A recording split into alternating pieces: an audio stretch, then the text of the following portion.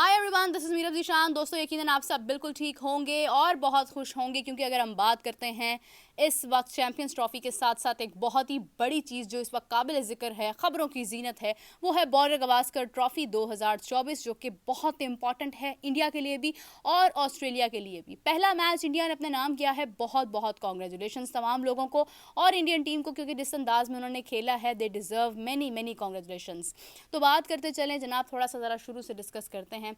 सबसे पहले 150 रन्स बनाए गए और उसके बाद इंडिया की जानिब से, और उसके बाद इंडिया ने रिस्ट्रिक्ट कर दिया 108 रन्स के ऊपर ऑस्ट्रेलिया को। बड़ी विकेट्स हासिल की हमने, अगर हम बात करें जसप्रीत बुमराह की, सिराज की, बहुत ही शानदार अंदाज में उन्होंने विकेट्स हासिल की और मैच अपने नाम किया।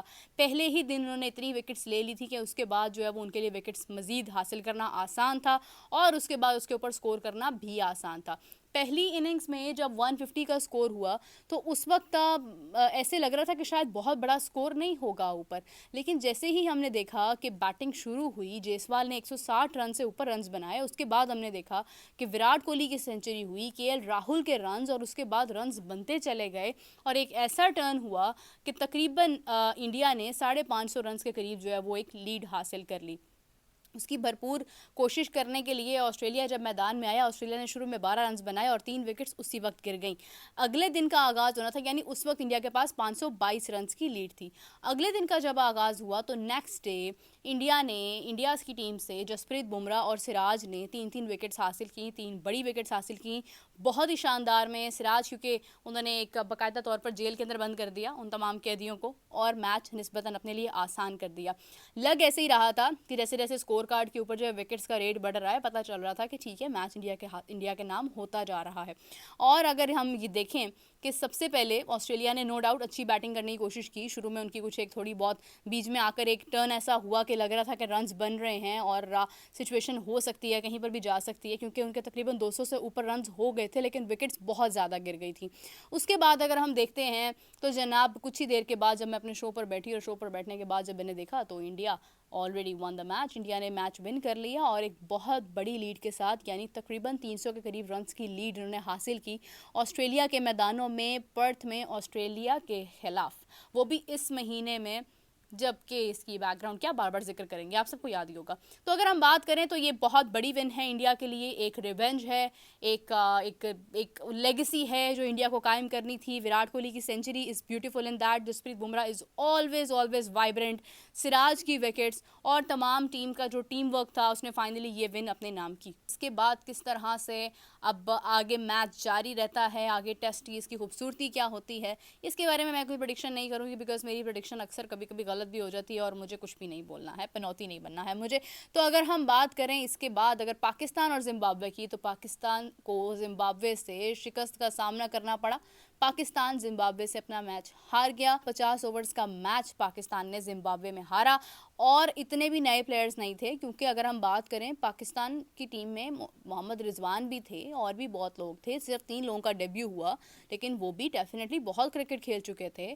लेकिन मैं हैरान हूँ कि आपने शुरू में 40 ओवर्स तक उनके स्कोर को रिस्ट्रिक्ट किया, नोइंग द फैक्ट कि हाँ, यहाँ पर हमें पहले बॉलिंग करनी है क्योंकि यहाँ पर विकेट्स निकल जाएंगी।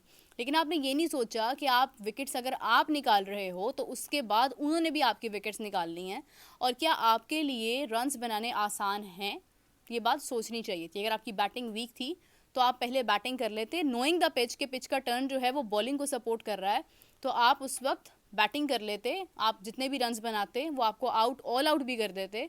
तो उसके बाद जब वो बैटिंग के लिए आते तो आप उनको आउट कर सकते थे उसी तरह जिस तरह अगर आपको वो करते, बिकॉज आपने अगर उनकी विकेट्स हासिल की और आपने तकरीबन ये 200 कुछ का रन्स आपने उनको टारगेट दे दिया, उन्होंने आपको टारगेट दे दिया और आपने उनको ऑल आउट कर दिया, तो उसके बाद उनको भी आपको आउट करना बहुत आसान था।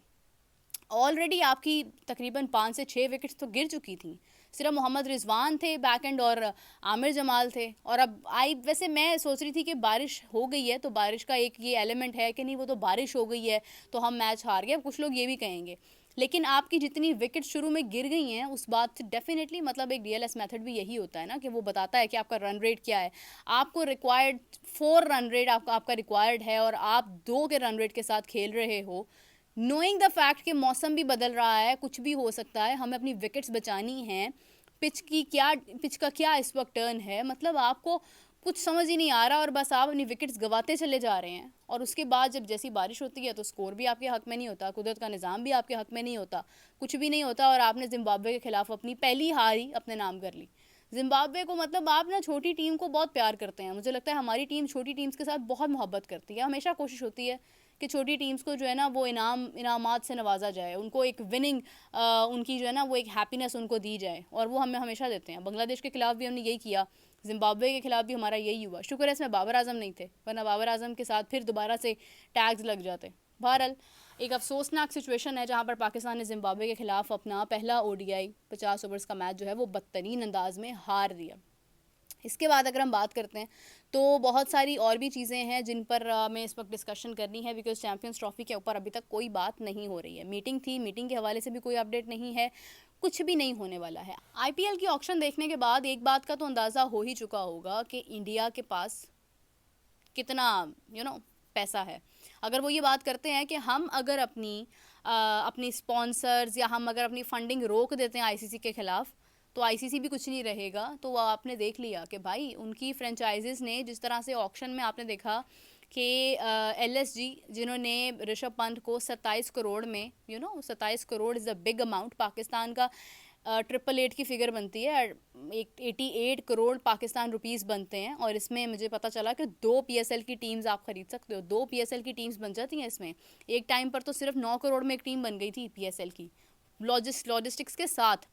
और आज अगर आप देखते हैं कि इंडिया में एक प्लेयर 27 करोड़ की ऑक्शन उसकी होती है और ये सिर्फ एक प्लेयर है। कितने ऐसे इंडियन प्लेयर्स हैं जिनकी ऑक्शन अगर आप देखें तो आपको अंदाज़ा होगा कि जितना पैसा IPL में लग गया है भाई, ये तो सिर्फ IPL में लग गया है। बोर्ड कितना माला माल होगा जो स्पॉन्सर्स देता है, जो ICC को चला रहा है, जिसकी वजह से पूरे बोर्ड चल रहे हैं। नंबर 1 एक चीज़ मैं आपको बताऊं कि IPL के अंदर आपने देखा कि कितने प्लेयर्स हैं। इंग्लैंड से भी आपने देखा है, ऑस्ट्रेलिया से भी देखा, आपने तमाम टॉप प्लेयर्स को देखा कि वो IPL में सिलेक्ट हो चुके हैं। पीछे रह गए डेविड वार्नर या कुछ ऐसे एक आधा प्लेयर जो कि प्रॉबेबली जिनकी ऑक्शन नहीं हुई है, तो उसको अब PSL में जो है वो सिलेक्ट कर लिया जाएगा। ठीक है, बदकिस्मती है उनकी एक बड़ी अमाउंट के अंदर, जहां पर आपके सामने आपके टीममेट्स जो हैं वो सिलेक्ट हो रहे हैं और आप बैठे PSL को देख रहे हैं, तो PSL के लिए क्या ही आपके माइंड में सिंपैथी होगी। ठीक है, आप खुद सोच लें। अब हमारे प्लेयर्स भी देख रहे होंगे, बाबर आजम भी देख रहे होंगे, शाहीन भी देख रहे होंगे, रिजवान भी देख रहे होंगे, बहुत सारे प्लेयर्स देख रहे होंगे कि ऑक्शन वहाँ पर हो रही है और वहाँ पर किस कदर पैसा बांटा जा रहा है। और यहाँ पर हम बैठकर ये कह रहे हैं हम अपनी अना में कायम रहेंगे, इंडिया नहीं आता ना आए, हम क्रिकेट खेल लेंगे इंडिया के बगैर।